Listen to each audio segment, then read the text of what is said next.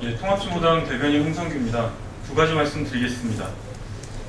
민주노총만 치외 법권이냐? 지난 철도 파업에서 최소한의 파악도 없이 폭력적으로 민주노총을 침탈할 때 새누리당이 경찰을 엄호하면서 주장했던 말입니다. 그러나 정작 2014년 대한민국의 치외 법권은 바로 새누리당 자신임이 드러났습니다. 최근 법과 정의에 대한 최소한의 신뢰조차 짓밟았던 김용판 무죄 선고의 배후에는 새누리당이 있었습니다. 대선 직전 거짓 수사 발표의 즈음에서 새누리당과 국정원, 경찰 간의 의심 가득한 통화 내역을 확보하고도 검찰은 새누리당 핵심 실세들의 내용만 쏙 뺀 채 재판부에 제출했다고 합니다. 벌써 당시 박근혜 후보 종합상황실장이었던 권영세 주중대사, 서상기 의원 등이 또 오르내리고 있습니다.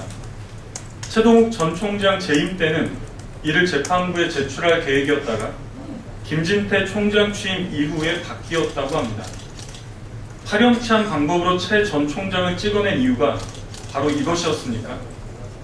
이러니 김용판 무죄 판결에 대해 우리 국민들이 수긍하지 못하는 것입니다.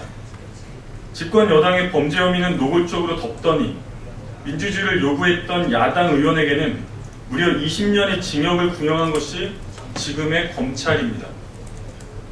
이러고도 박근혜 정권이 비정상의 정상화, 원칙과 신뢰, 법치주의를 언급할 자격이 있습니까? 추구하고자 하는 정상이 유신 독재 시절이라면 몰라도 이제 그 말을 믿을 국민들은 단 한 명도 없습니다. 독재 정권을 설명하는 다른 표현은 권력의 철저한 사유화입니다. 국민에게 있어야 할 권력을 마치 자신의 것인 양 크게 착각하여 망나니 칼처럼 마구 휘두른다는 것입니다. 그 칼이 결국 겨누게 될 곳은 독재 정권이라는 것. 그것이 바로 지난 역사의 준엄한 교훈임을 박근혜 정권은 명심해야 할 것입니다. 두 번째입니다. 신한 섬노예 노동착취에 이어서 집권 여당인 새누리당의 홍문종 사무총장의 노동착취, 인권탄압 행태에 온 국민이 충격에 빠졌습니다. 아프리카에서 전통예술을 알리겠다고 들어온 외국인 노동자들을 상대로 한 믿기 힘든, 도저히 있을 수 없는 범죄입니다. 그러나 홍문종 사무총장의 해명이랍시고 내놓은 뻔뻔한 변명 때문에 국민들의 분노는 더욱 커지고 있습니다. 한마디로 자신은 잘 몰랐으며 혹여라도 불법이 있다면 담당자를 엄중히 문책하겠다는 것입니다. 그야말로 박근혜 대통령에 이은 새누리당 특유의 유체 이탈식 화법입니다. 홍문종 총장에게 하나만 묻겠습니다. 지난 2012년 7월 하루 식대 2,500원으로는 도저히 생활할 수 없다는 아프리카 노동자들의 요구에 직접 면담한 사실이 있습니까? 이러고도 잘 몰랐다고 발뺌할 작정이란 말입니까? 문책할 담당자는 따로 찾을 필요가 없다는 사실을 알려줍니다.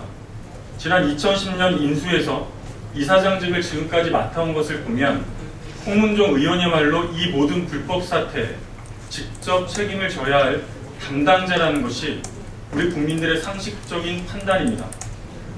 안타깝게도 현재 홍문종 사무총장이 보이고 있는 아무것도 모른다는 백치식, 책임을 떠넘기는 꼬리 자르기식 행태야말로 그간 노동자들을 억압하고 착취해오던 수많은 악덕 사업주들이 해왔던 수작입니다.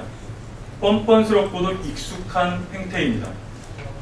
국민을 대변하고 법을 만드는 국회의원으로서, 집권 여당의 사무총장으로서 최소한의 염치와 양심, 책임 있는 자세를 촉구합니다. 이상입니다.